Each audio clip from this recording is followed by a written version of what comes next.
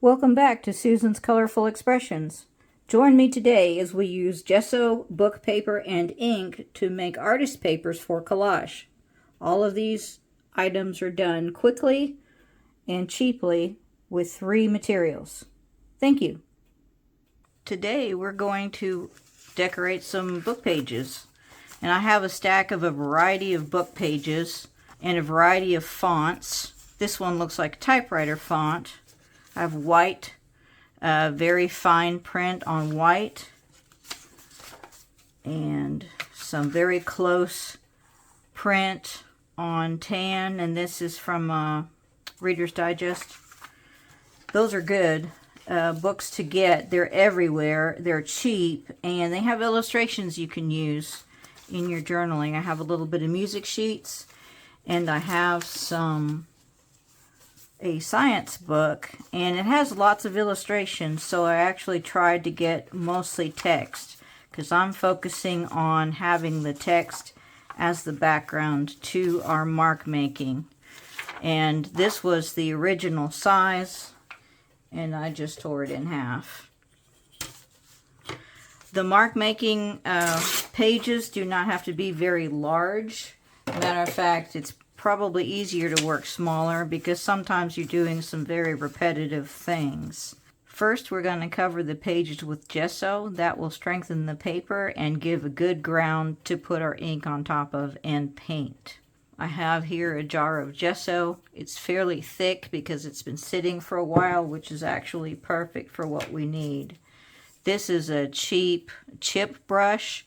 Be careful with these. They do tend to lose their bristles once in a while, but they're really great for spreading gesso. And if you want the brush strokes, then use a brush like this or any brush, and all we have to do is cover it like that. This is that super fragile paper I talked about in my last video. You have to be very careful, but you can also spread it with a card, and actually you use less gesso that way. You can spread it extremely thin. You can see some of the page through it, and it goes very quickly.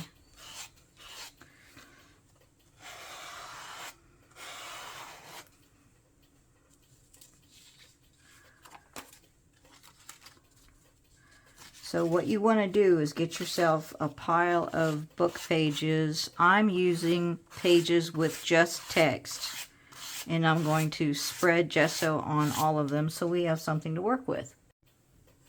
If you want more of the design to show through, like with the music pages, you can lightly brush on gesso and dip your brush into water.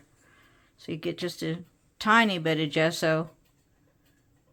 Dip it into water, not up to here, just the very tips, and that will dilute it enough that you can still see a lot of the music coming through if you want it as part of your final design.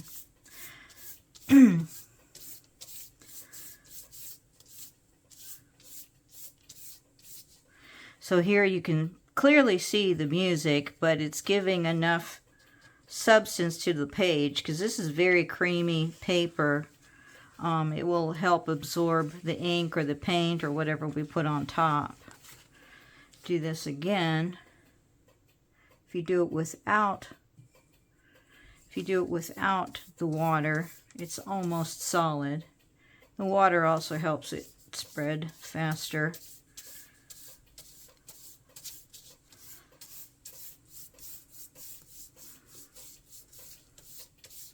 Now my project that I need these papers for is going to be black and white. I need a lot of black and white images, which is why I'm using white gesso. However, you can put a drop of ink or stain or paint on the sheets and tint them.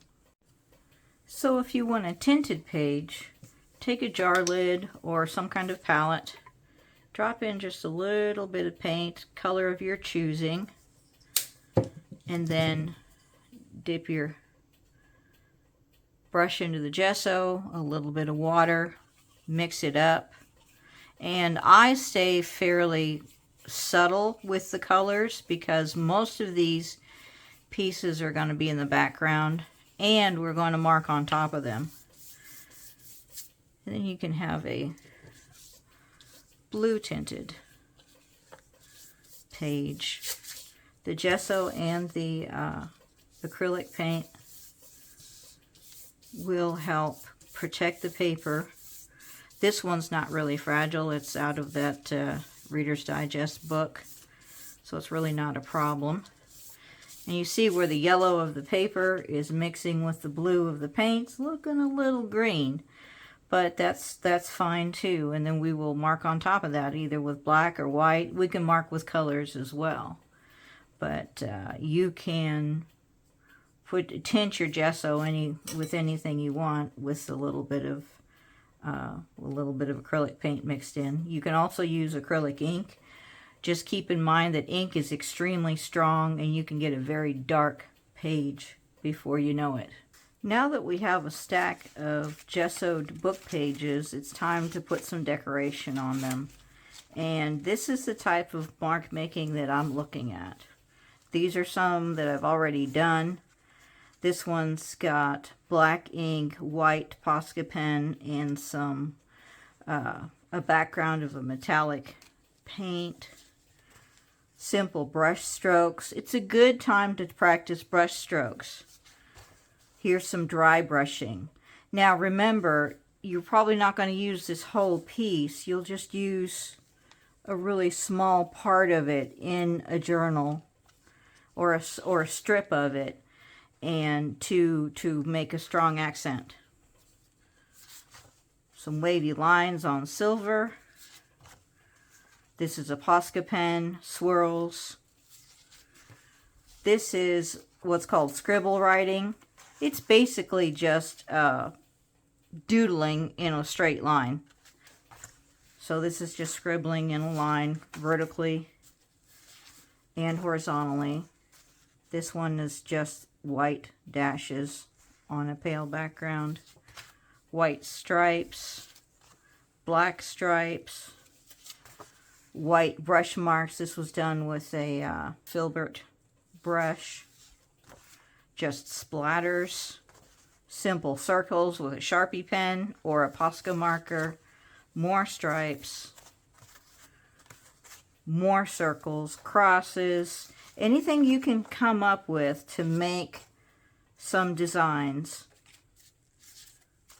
And that is what we'll use to decorate these pages. Now, I only used white because, as you can see, I have a ton of different colors. I need some white background in my stash.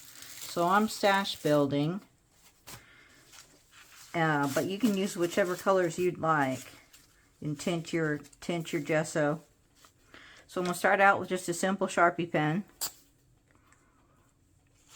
And I don't want to write on the stack because the Sharpie might bleed through.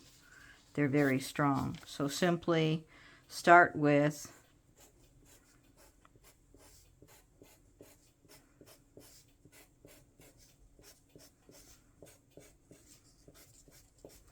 you just start with a repeating pattern.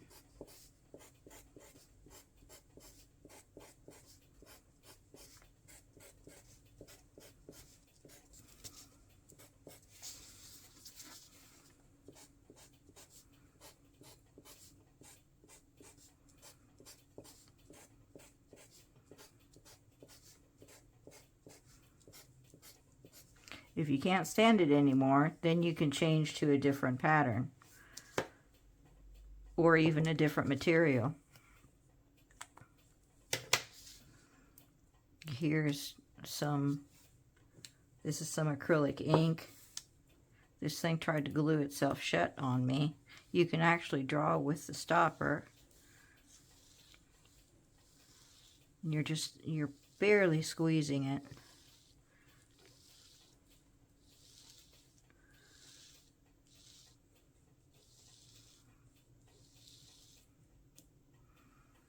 And go the other direction, because it makes this elongated teardrop shape. It works better if you pull rather than push.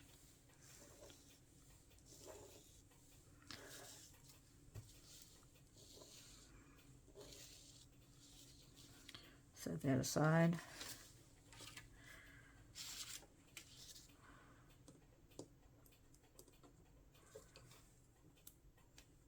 Put some ink in. I have a porcelain palette here with ink. We're just going to use a brush and just straight ink. See if we can get some of that dry brush effect.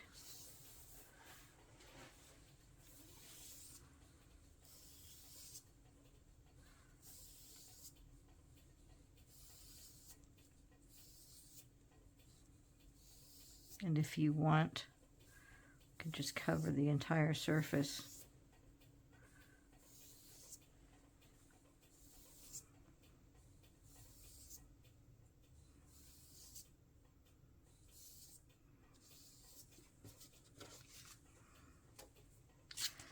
Now, don't always go horizontally, you can also go vertically.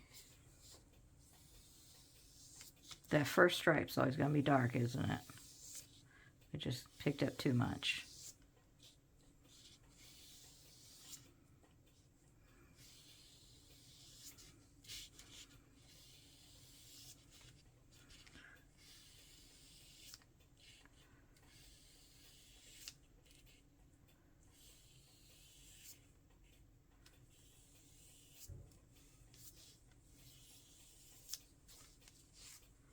I think this will be a really nice striking background on something, and you can still see the horizontal stripes of the text underneath it all.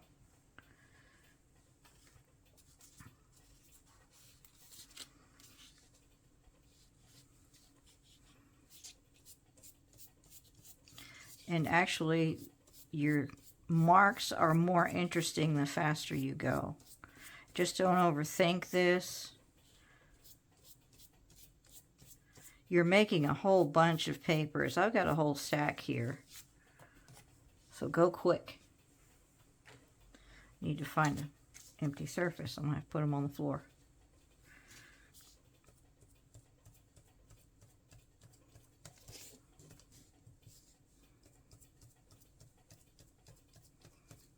And you really can find out what that particular brush can do. This is one of those really cheap brushes that came in a pack of 12 for, you know, $2 at Michael's or Hobby Lobby, one of those places. I don't use it for serious painting or anything, but for this kind of stuff, it's perfect because you want the irregularity of it, and you don't care if you mess it up. Because some of these, you know, I wouldn't want to be stamping with a good watercolor brush or a good acrylic brush. But this thing, I don't even care. So you're making an overall pattern.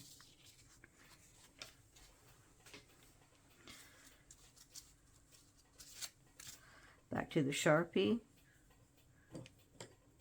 We can do some swirls. This also can loosen you up for drawing.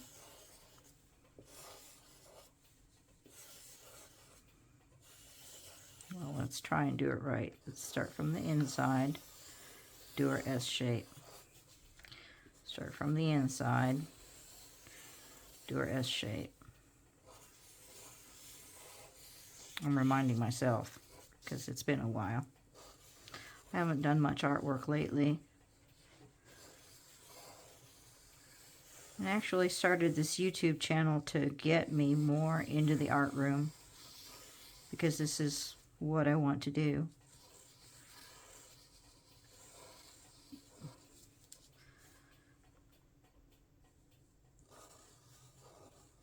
You could do a couple small ones.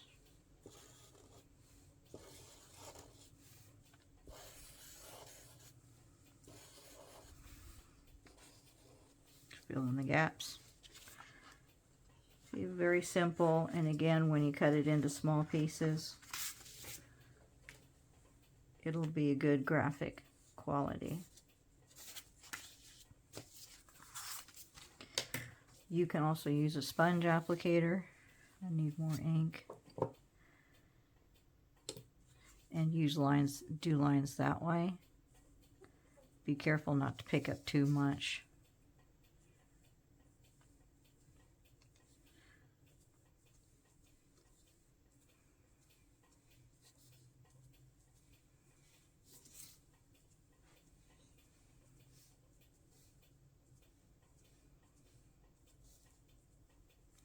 You will see these pages again because I have a particular project that I need to use these on. And that's why I'm preparing them now.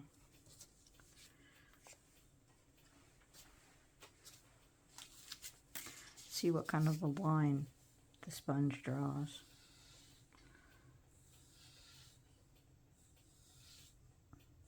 So every tool you use is going to make a different kind of line. This one sure holds the ink a long time.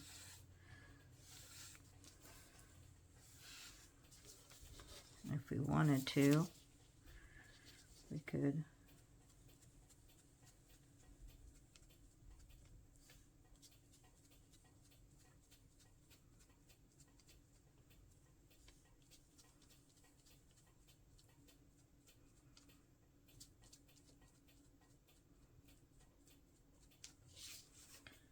do cross-hatching. And you can draw with your brush. Circles are always good. Repeating circles. A lot of your motifs are going to be circular, and then these will mirror that. And I like the fuzziness. I love this brush from mark making. I have to remember this. I just randomly pulled it out of my jar.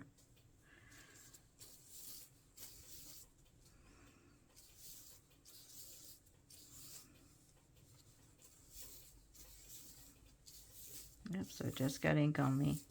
It was inevitable.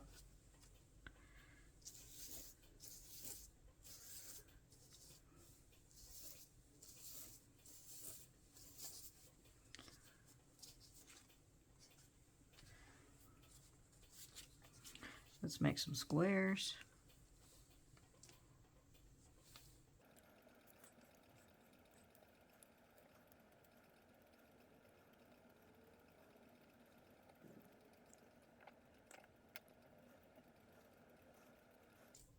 And then like the other one, we can come back and we can outline the squares in a different color.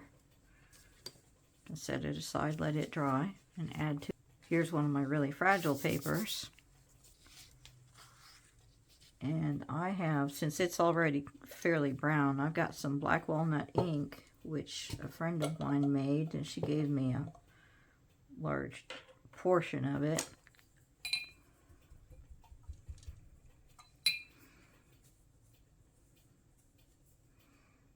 And this will be kind of a sepia brown.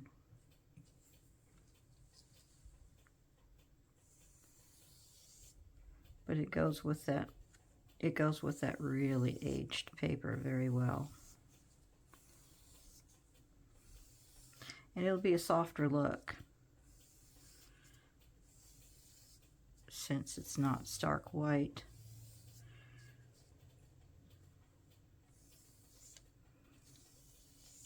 And you have to be really, really careful with this paper, like I've said before.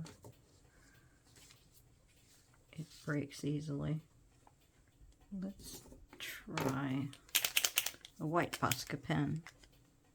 I only have like the 8 color set, the primary colors of these things. So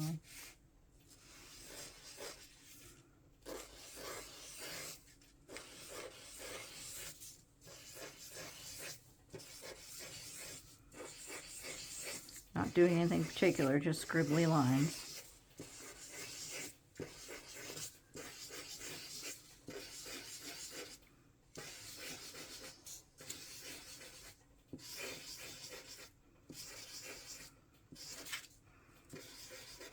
It'll be a pretty interesting white on white texture.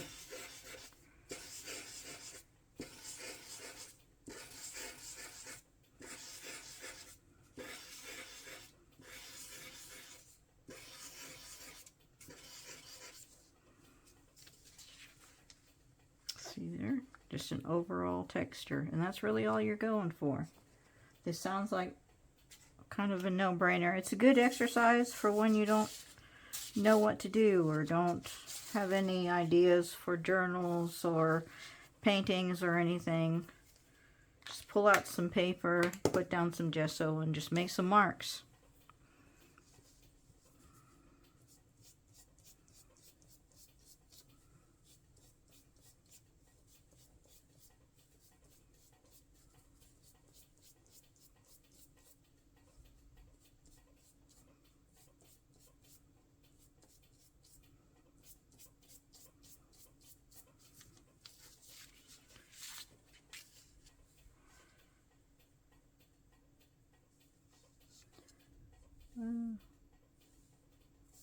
Let's do some diagonals.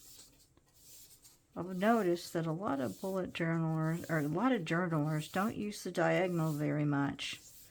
All of their papers are either horizontal or vertical.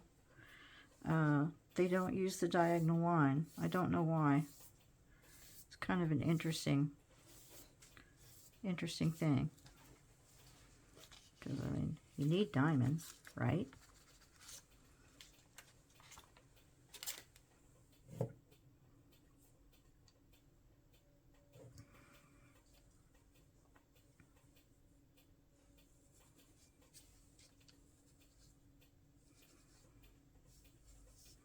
Since this is an irregular pools of color, it's going to dry with dark and light spots. Since this is a sponge, I soaked up a lot of ink. I'm going to have to squeeze some back into the bottle.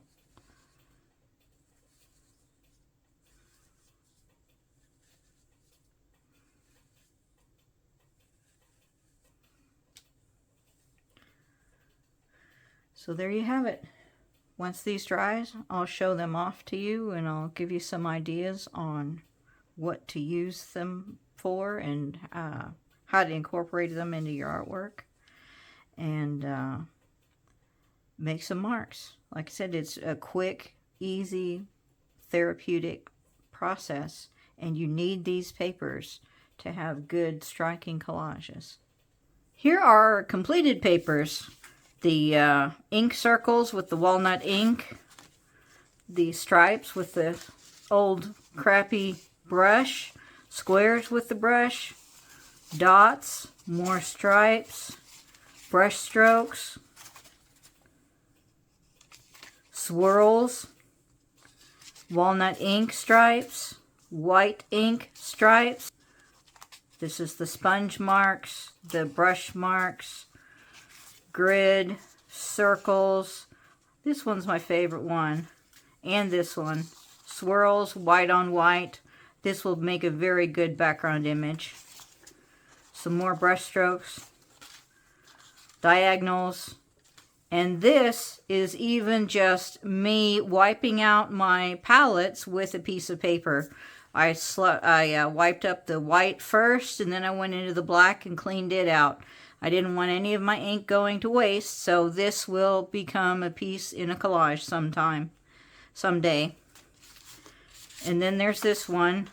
I couldn't stack it because it's still a little sticky. This is the one that I drew with the ink bottle. Not a good idea because I wasted a lot of ink on these, so use a brush next time. Next episode, we're going to make some jelly prints on the gel plate, and then on the episode after that, we're going to put it all together into a collage. So you'll see from start to finish making papers, making images, and putting it together. So stay tuned for Sunday's episode on gel printing. Thank you, and please like and subscribe.